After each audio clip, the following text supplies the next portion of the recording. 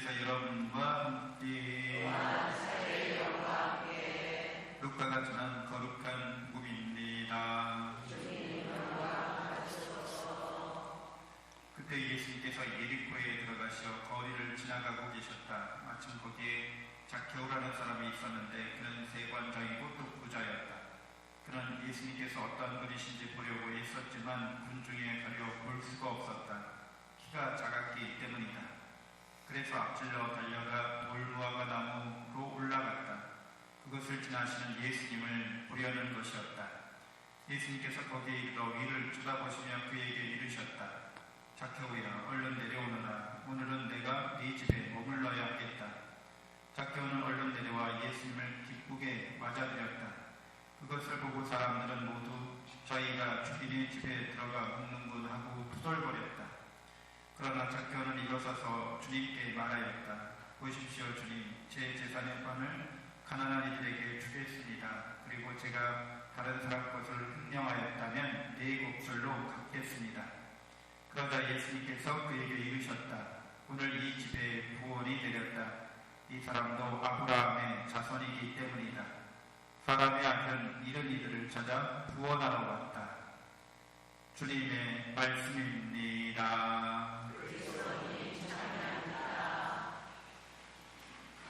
전 예수님, 하나님의 복이 고맙습니다.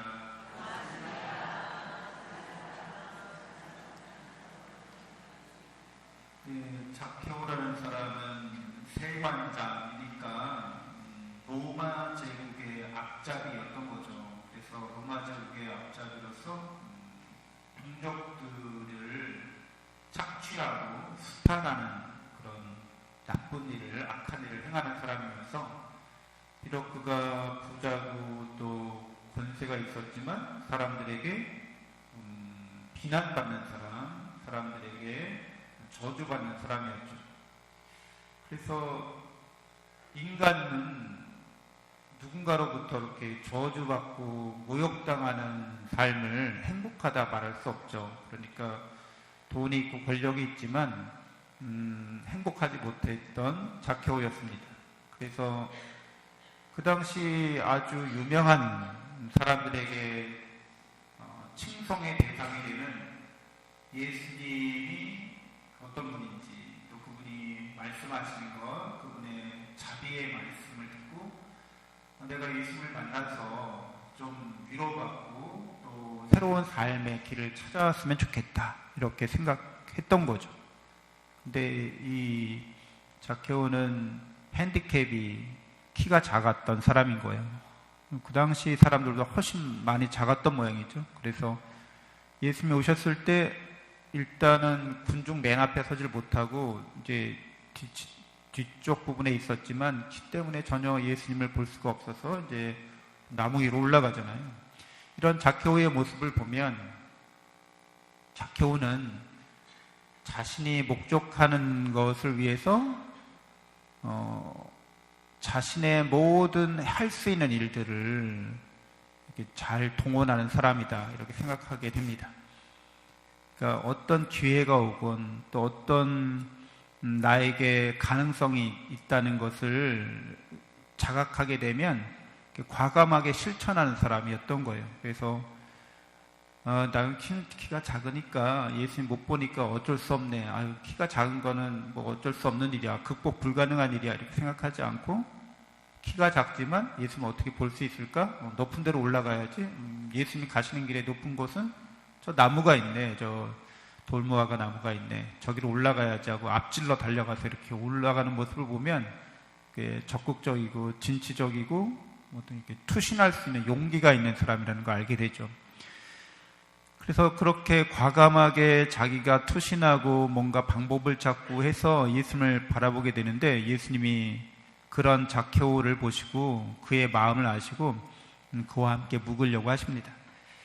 그래서 작개오는 여기서 이제 예수님하고 이렇게 말씀을 나누고 식사를 하면서 이제 분명하게 구원의 길을 발견하게 됩니다. 내가 진정 원하고 찾던 참된 행복을 예수님에게서 발견하게 되는 거죠.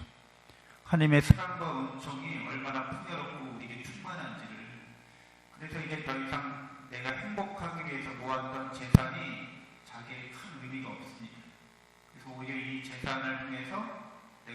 하느님 나라의 영원한 행복을 차지해야지. 그래서 하느님의 뜻에 따라서 이 재산을 사람들에게 나누어줘야지 이렇게 생각하는 거죠. 그래서 제 재산의 반을 뚝 잘라서 가난한 사람들에게 주겠습니다. 이렇게 얘기합니다. 재산에 대해서 그렇게 살았던 사람이 자기 재산의 반을 떼어서 나눠주겠다는 거예요.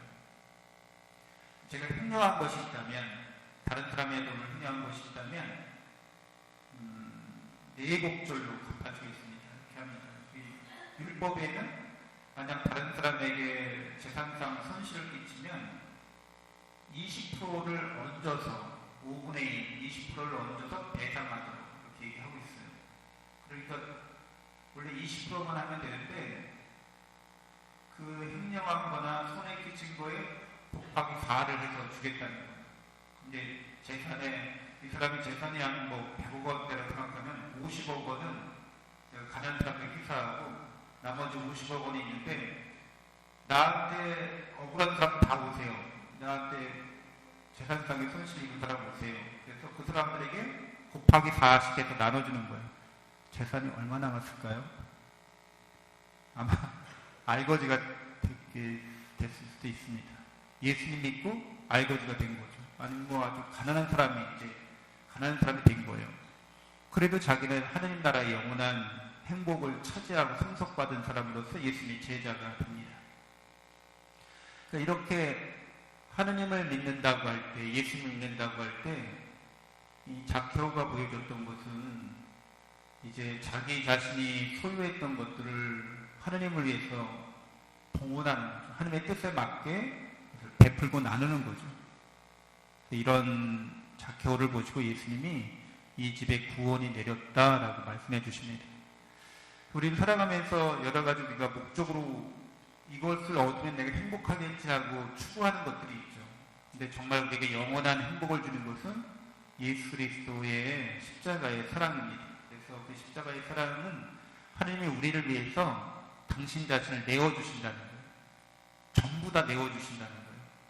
그래서 우리들도 예수님을 따르고자 할 때 내가 하나님께서 나를 사랑하셔서 당신 자신을 나에게 주셨구나. 그러면 나도 하나님을 위해서 내가 가진 모든 것을 내어놓아야지 하는 마음을 품는 거죠. 근데 이런 일들은 우리가 살아가면서 어떤 경우에 가능한지, 우리가 사랑하는 것을 내가 정말 사랑하는 대상을 위해서라면 기꺼이 그렇게 한다는 거죠. 그러니까 zakhe오의 이 행위는 zakhe오가 예수님을 통해서 하나님의 사랑을 깨닫고 믿게 된 사람이 되었음을 뜻합니다. 그렇기 때문에 아까워하지 않고 이렇게 헌신할 수 있었던 거죠. 근데 이제 우리는 여러분들이 사랑하는 사람들과 연애 이렇게 시기, 또 결혼하고 가정을 이루고 출산하고 이런 과정 중에서 zakhe오와 같은 마음을 품을 수 있습니다. 내가 사랑하는 이 사람을 위해서라면 이 사람이 사업자금이 필요하대.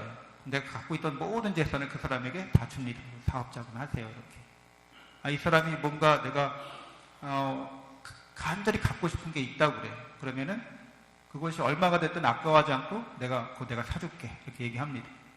전혀 이상한 일이 아니죠. 사랑하는 사람인데 아깝다고 생각하는 순간 사랑하는 게 아니에요. 그냥 약간 진짜 사랑이 아닌 거죠. 그런 것들은. 내 자녀를 위해서라면 뭔가 우리가 아까워하다는 생각 없이 가장 좋은 것을 주고 싶고 가장 좋은 교육을 시키고 싶고 하여튼 자녀에게 내 생명까지도 이렇게 주고 싶어하는 마음입니다. 전혀 이상한 마음이 아니죠. 사랑하기 때문에 그런 건데 하느님의 사랑은 우리에게 늘 그렇게 베풀어 줍니다. 당신의 아드님마저 우리를 위해서 내어주시기까지 사랑하시는 거죠. 그러니까 그 사랑 안에서 우리는 구원받는다고 하는 거죠. 그 사랑 안에서 영원한 생명으로 들어가고 영원한 행복을 차지한다는 겁니다. 그리고 그렇게 하는 사람은 하나님께서 당신의 축복을 체험토록 이렇게 이끌어 주십니다. zakhe오가 다시 가난한 사람이 됐지만 그 이후 이야기는 나오지 않지만 이렇게 전해내려는 전설에 따르면 베드로 사도의 제자가 되어서 주교로서 한 지역에 봉사했다는 이런 전설이 있습니다. 그러나 하나님께서는 우리가 하나님을 위해서 헌신한 것에 대해서 우리가 감히 생각할 수도 없을 정도로 축복해 주십니다. 정확한 이야기는 아닌데, 이제 개신교회 그 한경직 목사 영락교회 있잖아요. 그 영락교회가 시작할 때 신자 개척교회에서 어느 정도 신자가 모여가지고 예배당을 짓는데, 그 전 예배 기공식 있기 전 주일에 이런 목사님이 아주 도전을 했다고 그래요. 기공식이 있는 날에 zak개오처럼 자기 재산의 반을 바칠 마음이 있는 사람들만 기공식에 나오십시오. 이렇게 얘기했다고 그러더라고요. 그리고 밤새 걱정했다고 그러더라고요. 한 명도 안 나오면 어떡하지? 근데 36명이 나왔다고 하더라고요. 그 36명이 자기 재산의 반을 바쳐서 이제 기공식을 하고 영락교회 그 건물을 이제 완공해서 봉헌했다고 합니다. 그리고 그렇게 봉헌한 사람들은 다 축복받고 500대 기업에 속하는 그런 대한민국에서 소위 물질적으로 풍요로운 축복을 받았다고 그래요. 근데 이런 것들이 우리가 뭔가를 이렇게 하느님을 위해서 사랑하는 마음으로, 순수한 마음으로, 그것이 크든 작든 사랑의 헌신이라고 하죠. 사랑한다면 뭔가를 과감하게 저 사람 미친 거 아니야? 할 정도로 뭔가를 하는 거죠. 근데 항상 사랑한다고 하면서 다 계산해서 요만큼만 할 거야, 이 이상은 아니야, 이렇게 계산기 두드리면서 하는 것을 우리는 저 사람은 사랑에 빠진 사람이야 라고 아무도 그렇게 여기지 않죠. 연애할 때도 내가 얼마큼 쓸 거고, 시간을 얼마큼 쓸 거고, 너는 얼마큼 내야 되고, 항상 계산하고 이렇게 조건 따지고, 한 번도 사랑의 어떤 그런 결과를, 사랑의 기적을 체험할 수 없게 되죠. 그래서 신앙생활을 하면서 나는 하나님을 사랑하기 때문에 계산하지 않고 내가 이렇게 헌신했어. 그러면 그 사랑의 헌신으로 말미암아서 하나님의 축복이 얼마나 놀라운지를 이제 체험케 해주시는 거죠. 그래서 그런 일들이 이 세상에서 우리가 봉헌하고 헌신하는 것들은 우리가 받는 은총에 비하면 아무것도 아니라는 것을 확신할 수 있게 됩니다. zak개오가 보여줬던 이런 사랑의 헌신과 사랑의 투신을 우리도 살아가면서 작은 것이나마 내 능력에는, 내 사랑의 역량에는 이것이 최선입니다. 나는 이렇게 하느님을 사랑하기 때문에 이렇게 헌신합니다. 이렇게 투신합니다. 이런 일들이 많아지고 또 이런 일들로 우리가 하느님의 축복을 경험하고 더 하느님께 가까이 나가는 우리 모두가 되었으면 좋겠습니다. 잠시 묵상하겠습니다.